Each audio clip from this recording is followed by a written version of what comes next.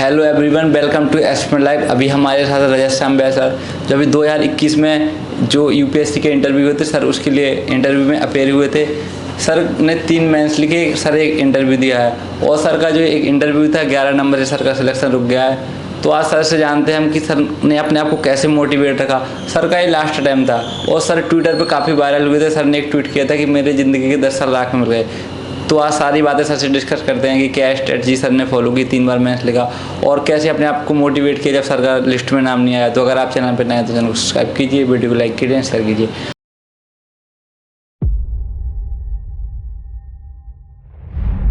सबसे पहले सर अपना एजुकेशन बैकग्राउंड। मेरा नाम है रजत संबियाल। मैंने पंजाब इंजीनियरिंग कॉलेज से बीटेक करी थी सिविल इंजीनियरिंग में। 2015 में मैं पास आउट हुआ था। उसके बाद मैंने उस प्रोसेस के दौरान ही मैंने सिविल सर्विसेज की प्रिपरेशन का सोचा एंड स्टार्ट कर दी थी प्रिपरेशन। तो उसके बाद तो जर्नी ऐसी रही कि 6 अटैम्प्ट्स दिए, 3 बार मेरा प्रीलिम्स नहीं हुआ था 2016, 17, 18 में। 3 बार मेंस लिखा, 2015 में, 2020, 2021 में। 2020 में मेंस आउट हो गया था by few marks, around 15 marks, and in the final this attempt मैं इंटरव्यू तक पहुंचा एंड इसमें मैं अनफॉर्चुनेटली 11 नंबर से रह गया। तो सर जैसे कि जब आप इंजीनियरिंग बैकग्राउंड उठाते हैं तो आपको कहाँ से आया कि मैं जाके दिल्ली जाऊँ, यूपीएससी की तैयारी करूँ? जब मैं कॉलेज में गया तो वहाँ पे सर्कल कुछ थे फ्रेंड्स के, तो वो ऑलरेडी उनका माइंड बना हुआ था, वो प्रिपेयर कर रहे थे। तो उनके साथ बैठना शुरू किया, वहाँ से पता लगा अच्छा ये प्रोसेस में ये होता है, ये पढ़ना पड़ता है, ये नहीं पढ़ना पड़ता है। तो पढ़ने में मज़ा आता था। जब पढ़ने में मज़ा आता तो पढ़ाई शुरू कर दी ऐसे ही मज़े मज़े में। तो फिर अच्छा लगा कि प्रोसेस अच्छा ये होता है। फिर सोचा कि अटैम्प्ट देते हैं, ट्राई करते हैं। अटैम्प्ट दिया, इनिशियली सक्सेस अच्छी मिल गई, प्रीलिम्स हो गया, मेंस में बहुत अच्छा स्कोर आ गया था। तो लगा कि हाँ अलाइनमेंट अच्छी है। फिर सोचा कि अच्छा अब इसको प्रॉपरली एग्जीक्यूट करते हैं टिल द फाइनल डे। तो फिर ऐसे इस प्रोसेस में इन्वॉल्व हो गए। जी सर, जैसे कि आपने 6 अटैम्प्ट दिए लगातार और आपने 10 साल दिए यूपीएससी के लिए। जब आपका फाइनल सिलेक्शन नहीं हुआ, जब लिस्ट में देखा कि नाम नहीं आया और सर आपके ऑप्शनल में 1 ऑफ द हाईएस्ट मार्क्स हैं, तो अपने आप को उस टाइम पे क्या फील हुआ? कैसे अपने आप को सोचा कि ठीक है नहीं हुआ तो अभी तो लाइफ ख़त्म नहीं हो रही? कुछ लोग होते हैं कि नहीं यूपीएससी है हमारी ज़िंदगी, तो कैसे मोटिवेट? रिज़ल्ट आया, हाँ कॉन्फिडेंट था कि हो जाएगा। तो जब नहीं आया तो लगा कि हाँ ये थोड़ा तो नम हो जाता है, इंसान को नम्बनेस हो जाती है। बंदा देखता है मार्क्स अपने कहाँ रह गए तो उसमें बुरा लगता है, ठीक है नेचुरल होता है।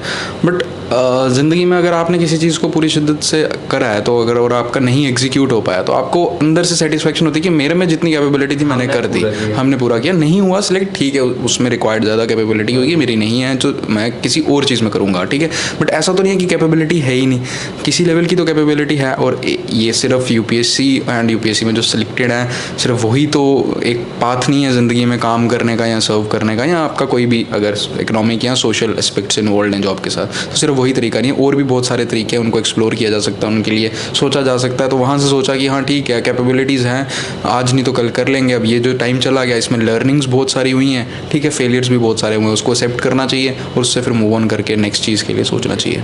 जी सर, जैसे आपने फर्स्ट अटैम्प्ट दिया, आपका प्रीलिम्स हुआ, मेंस लिखा आपने, तो उसके बाद लगातार 3 बार प्रीलिम्स में आप फेल हुए, तो आपको क्या लगता है कि आप अपने दिशा से भटक गए? आपने कुछ गलतियाँ कुछ मतलब शुरू कर दी करना कि हाँ ये पढ़ लिया तो मैं और सारे सब्जेक्ट पढ़ लूँ और नई नई बुक्स पढ़ूँ क्या? हाँ थोड़ा सा गलतियाँ ये हुई थी जब प्रीलिम्स नहीं हो रहा था। तो मैं थोड़ा सा जैसे होता है कि टेस्ट सीरीज़ कोचिंग इंस्टीट्यूट्स की वो ज़्यादा लगा रहा था, मॉक्स ज़्यादा लगा रहा था, ठीक है, बेसिक कंसेप्ट्स को ज़्यादा अब्जॉर्ब नहीं कर पा रहा था, प्रीवियस ईयर क्वेश्चंस को नहीं देख रहा था, अलाइनमेंट नहीं थी कि जो वहाँ पे रिक्वायर्ड है और जो मैं करके जा रहा था। एंड थोड़ी सी लास्ट डेज में पैनिक कर रहा था। जिस दिन पेपर होता था उस दिन थोड़ा सा होता ना कि नेगेटिव होके जा रहा हूँ या और थोड़ा पैनिक कर रहा हूँ, जितना आता है उसको एग्जीक्यूट नहीं कर पा रहे, सिली मिस्टेक्स करके आ रहे हैं, अच्छा नोट नहीं पड़ा, ठीक है, तो उसके कारण फेल हो गए। तो 1-2 क्वेश्चन से हर बार फेल हो रहा था। तो ये पता था कि कैपेबिलिटी है, कर सकता हूँ, बहुत क्लोज हूँ, बट हमेशा कुछ ना कुछ एरर रह रहे थे प्रीलिम्स में। मेंस में फिर ऐसा हुआ कि एसए के लिए मैंने प्रैक्टिस नहीं करी थी थोड़ा सा। मेरा एक्चुअली फर्स्ट टाइम एसए में बहुत अच्छे मार्क्स आ गए थे, तो मुझे लगा कि हाँ ठीक है। तो जब नेक्स्ट टाइम गया तो वो वहाँ पे एरर हो गया मेरे से। फिर लास्ट टाइम मैंने वो भी इम्प्रूव करा एंड अनफॉर्चुनेटली थोड़ा सा इंटरव्यू में बाहर हो गया। तो सर जैसे बात करें करंट अफेयर वगैरह की, तो आप उसके लिए कोई न्यूज़पेपर फॉलो करते थे या फिर मंथली मैगजीन कोचिंग वगैरह की बहुत सारी आती हैं? वैसे मैं तो लास्ट 1 ईयर से जब मेरा लास्ट अटेम्प्ट थी तो उसमें मैंने तो रेगुलरली फॉलो करा था, द हिंदू न्यूज़पेपर था तो उसके आर्टिकल्स मैं डेली पढ़ता था and mains point of view से, और उसके थोड़े नोट्स भी बना लेता था, ठीक है। एंड करंट के पॉइंट ऑफ व्यू से मैं भी थोड़ा सा ऐसा देखता था, जो प्रीलिम्स की पॉइंट ऑफ व्यू है उसमें भी न्यूज़पेपर से थोड़ा देख लिया, किसी की वीडियो देख ली, या लास्ट में थोड़ी मैगजीन्स भी करनी पड़ती हैं, जैसे PT 365 मैंने करी थी, साइंस इनटेक की, IR की, ये 2 की मैंने लास्ट मैगजीन्स पढ़ी थी। जी, तो जैसे कि आपने UPSC में 10 साल दे दिए, तो इसके पहले जब आप तैयारी कर रहे थे साथ में आपने सोचा था कि अगर इसमें नहीं हुआ तो मैं ये प्लान B करूँगा, या फिर आपने अब जब फेलियर देखा आप शुरू किया कि पहले से ही आपने प्लान B? अब ऐसा रहा था कि प्रोसेस में कभी प्लान भी सोचा नहीं मैंने अपना, मेरा ऐसा रहा कि मैंने हमेशा इसी की तरफ रहा। ये है कि मैंने और एग्ज़ाम्स दिए थे ऑफ, जैसे सेंट्रल आर्म्ड पुलिस फोर्सेस का मैंने एग्ज़ाम दिया था, मैंने अपने स्टेट भी मेंस लिखे थे, तो इससे रिलेटेड जो एग्जामिनेशंस थे उनमें मैं अपेयर हो रहा था, ठीक है। वो भी अनफॉर्चुनेटली मेरे नहीं हुए थे, बट कि इससे कुछ बाहर जाके प्लान भी एकेडमिक लाइन में या किसी और लाइन में तब नहीं सोचा, तो अब तो चलो पूरी ज़िंदगी पड़ी है सोचने के लिए।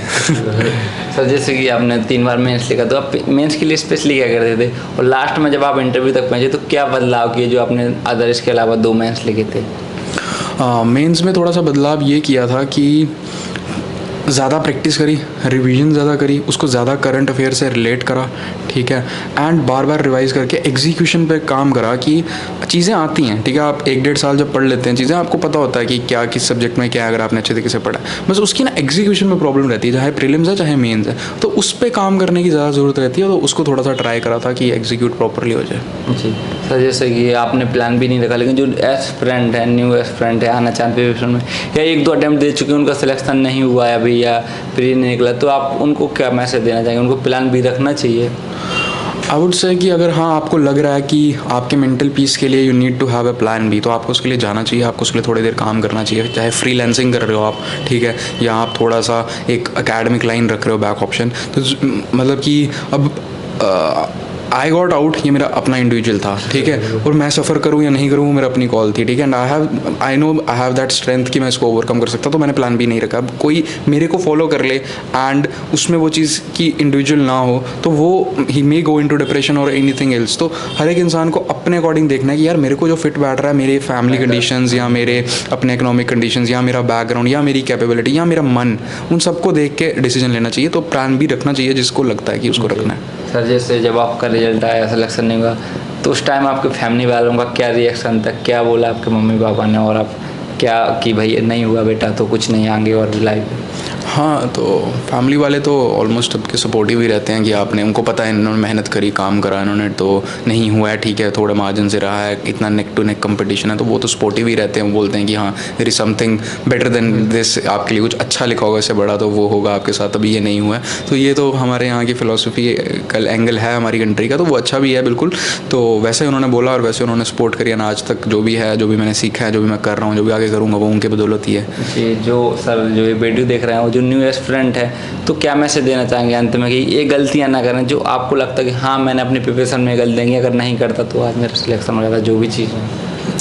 तो एक तो ये है कि पहले देखिए कि आप क्यों आना चाहते हैं सर्विस में, वो सबसे इंपॉर्टेंट है। देन देखिए कि इस प्रोसेस में इन्वॉल्वमेंट क्या है, आपको इसमें पढ़ना पड़ेगा, ठीक है, बैठ के, तो उसमें आपको मज़ा आना चाहिए। देन देखिए कि हाँ क्या गलतियाँ किसी टॉपर्स ने या किसी ने नहीं सिलेक्ट हो उसने करी है, मैं वो रिपीट ना करूँ खुद ही, मतलब कि आप सुन ही नहीं रहे उन लोगों को और आप वही गलतियाँ कर रहे हैं, तो वो नहीं करिए, ठीक है। और उसके बाद लाइफ इज़ ऑलवेज, मतलब कि this is just an exam and this is not the life, तो आप इसके आगे भी देखिए, इस प्रोसेस में आइए अगर आपका मन है, बट इस प्रोसेस को एंजॉय करिए एंड सिलेक्ट हो जाइए। आई विश आप सिलेक्ट हो जाएं, बट जो नहीं होते हैं वो भी निराशा ना होइए, लाइफ में बहुत चीज़ें करने को आपको अपॉर्चुनिटीज़ मिलेंगी। Okay, thank you so much. Thank you so much.